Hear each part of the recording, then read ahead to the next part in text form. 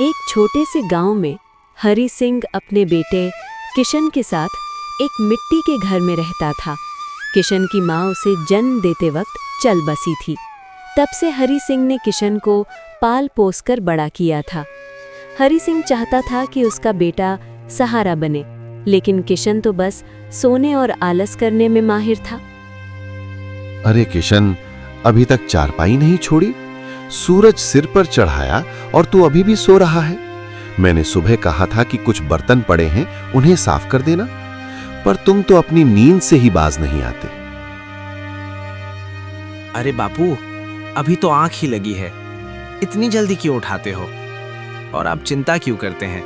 बर्तन तो मैं अभी साफ कर देता हूँ। आप जाइए जमींदार के खेत पर, वरना वो फिर से गुस्सा करेंगे। बेटा, अब ये बूढ़ा शरीर खेत नहीं संभाल पा रहा। मैंने जमींदार को मना कर दिया है। अब घर का गुजारा तुम्हें ही करना होगा। मेरी हड्डियां अब जवाब दे चुकी हैं। पिताजी, आप सीधे क्यों नहीं कहते आपको मेरा सोना पसंद नहीं? आप झूठ क्यों बोल रहे हैं कि आप काम नहीं कर सकते?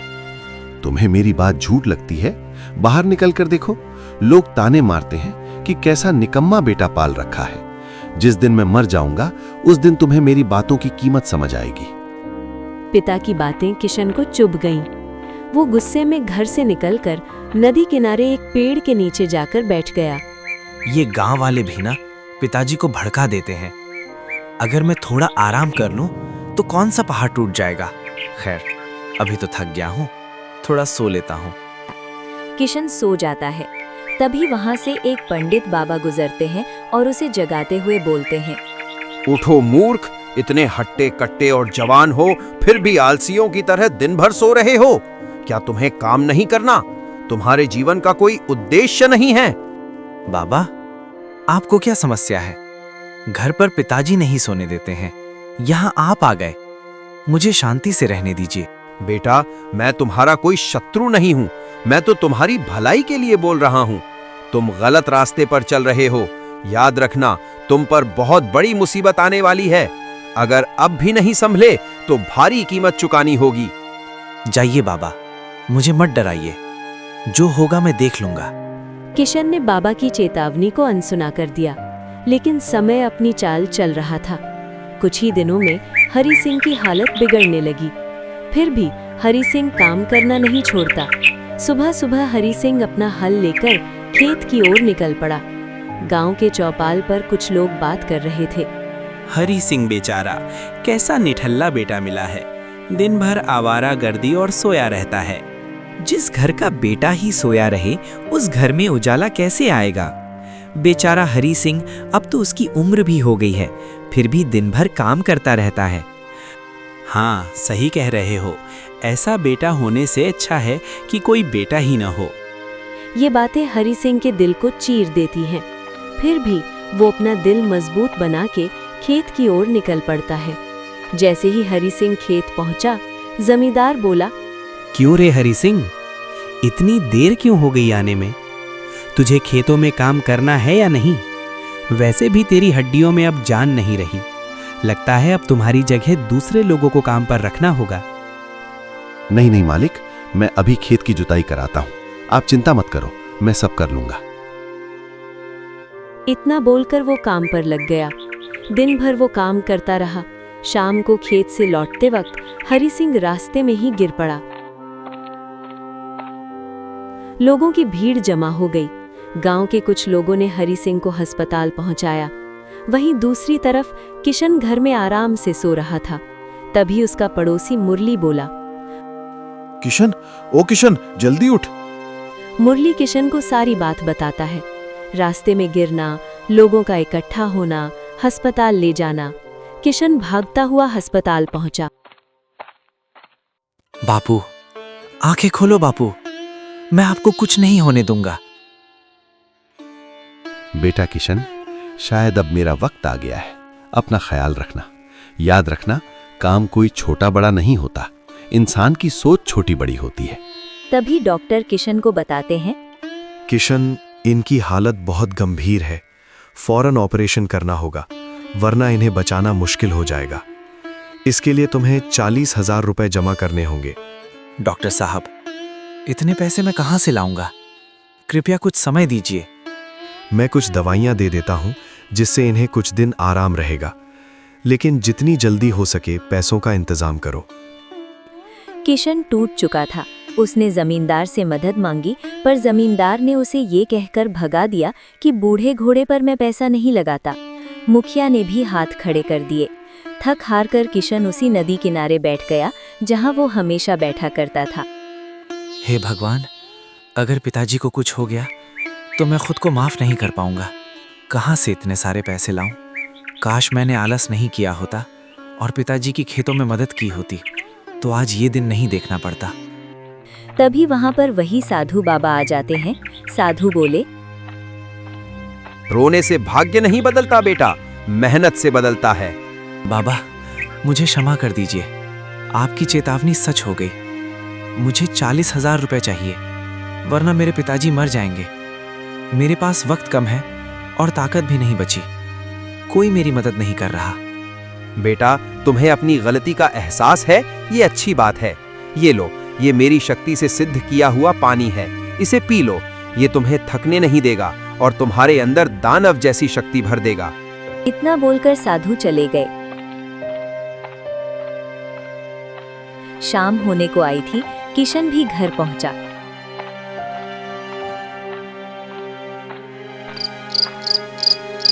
उस रात उसे नींद नहीं आई। पूरी रात बस पैसों के बारे में सोचता रहा कि कौन सा काम करके पैसे जमा करेगा। सोचते सोचते उसे एक विचार आया। अगले दिन किशन पहली बार सूरज निकलने से पहले उठा।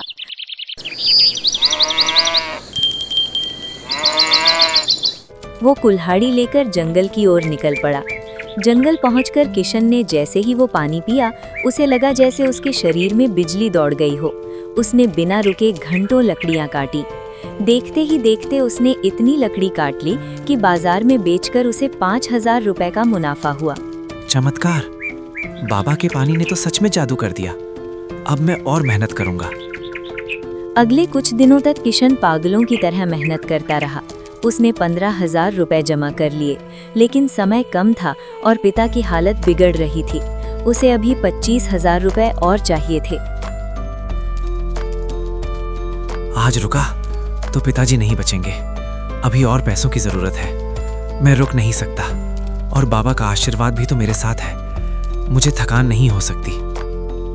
दोपहर की चिलचिलाती धूप में किशन पसीने से तरबतर हो गया, पर उसकी रफ्तार कम नहीं होती। शाम तक उसने लकड़ियों का एक विशाल ढेर लगा दिया। किशन शाम तक लकड़ी लेकर बाजार पहुंचा और आज व्यापारी से मिला। अरे किशन, तुम तो गांव के सबसे बड़े आलसी कहे जाते थे। एक ही दिन में इतना सारा काम, और लकड़ियां भी इतनी शानदार और सूखी। ये लो तुम्हारे 5,000 रुपए। कल और लाओगे तो और पैसे दूंगा। धन्यवाद मालिक। कल मैं इससे भी ज्यादा मेहनत करूंगा। किशन अब रोज सुबह 5 बजे उठता। वो पहले घर का सारा काम करता, बीमार पिता को दवा और दलिया खिलाता और फिर जंगल निकल जाता। गांव की चौपाल पर बैठने वाले लोग जो कल तक उसकी बुराई करते थे, अब अपनी आंखों पर यकीन नहीं कर पा रहे थे। देखा तुमने, हरी सिंह का बेटा तो बदल गया है। सुना है जंगल में भूतों की तरह काम करता है। भाई लोग कह रहे हैं इसे कोई सिद्ध बाबा मिल गए हैं जिन्होंने इसे जादुई शक्ति दी है, वरना जो लड़का सूरज ढलने तक सोता था वो आज सूरज उगने से पहले काम पर होता है। कहने दो इन्हें। जब तक हाथ में पूरे 40,000 रुपए नहीं आ जाते, मैं चैन की सांस नहीं लूंगा।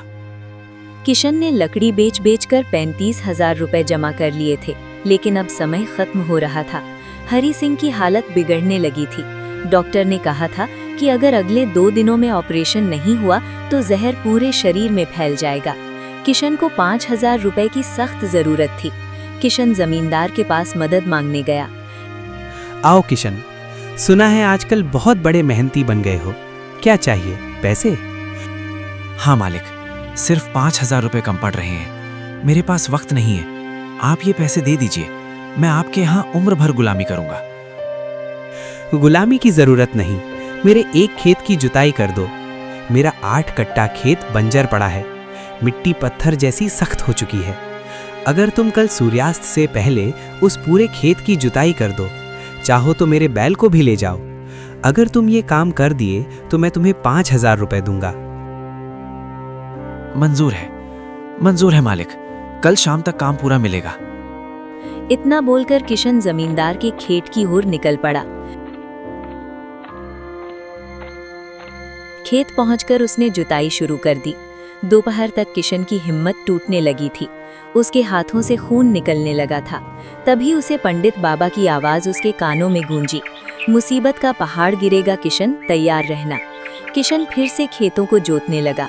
हाथ जवाब दे रहे हैं। भूख और प्यास से गला सूख रहा था। बाबा, क्या आपके पानी का असर कम हो रहा है? नहीं, मुझे हारना नहीं है। पिताजी का चेहरा याद करो किशन, उनकी वो कमजोर आवाज याद करो। सूर्यास्त का समय जमींदार खेत पर आता है और उसकी आंखें फटी की फटी रह जाती हैं। पूरा खेत जोता जा चुका था।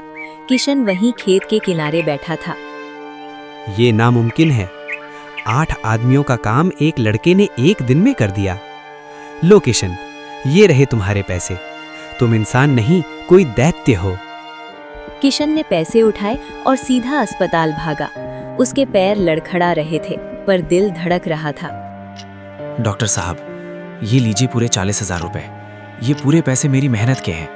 अब मेरे पिता को बचा लीजिए, देर मत कीजिए। शाबाश किशन, तुम्हारी मेहनत रंग लाएगी। हम अभी ऑपरेशन शुरू करते हैं। ऑपरेशन शुरू किया जाता है। कुछ समय बाद डॉक्टर मुस्कुराते हुए बाहर आते हैं। बधाई हो किशन, ऑपरेशन सफल रहा। तुम्हारे पिता अब खतरे से बाहर है। तुम्हारी मेहनत ने तुम्हारे पिता को जिंदगी लौटा दी। सच कहूं तो उनकी जीने की इच्छा और तुम्हारी मेहनत ने चमत्कार कर दिया। अगर तुम थोड़े भी लेट होते तो हम उन्हें खो देते। हे भगवान, आपका धन्यवाद। डॉक्टर साहब, आपका बहुत शुक्रिया। क्या मैं उन्हें देख सकता हूं?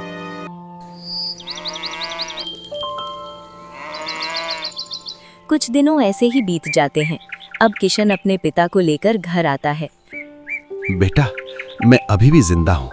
मुझे लगा मैं अब तुमसे कभी नहीं मिल पाऊंगा। पिताजी, आपको कुछ नहीं होगा। अब आपका बेटा बदल गया है। मैंने आपके इलाज के लिए पैसे कमा लिए हैं। अब आपको कभी जमींदार की झिड़कियां नहीं सुननी पड़ेंगी।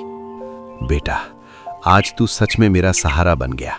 मेरे लाल, इन हाथों ने बहुत कष्ट सहा है। मुझे माफ कर दे बेटा, मैंने तुझे बहुत डांटा था। नहीं पिताजी, आपकी डांट ने ही आज मुझे एक जिम्मेदार बेटा बनाया है, वरना मैं तो कहीं किसी पेड़ के नीचे सो रहा होता। आज समझ आया कि मेहनत से बड़ा कोई चमत्कार नहीं। जो बेटा मेहनत से भागता है, वक्त उसे रुलाता है, और जो मेहनत को गले लगा ले, वक्त उसी के कदम चूमता है। अगर आपको ये कहानी पसंद आई तो वीडियो को लाइक और शेयर जरूर करना। ऐसी ही वीडियो देखने के लिए हमारी चैनल को सब्सक्राइब करें।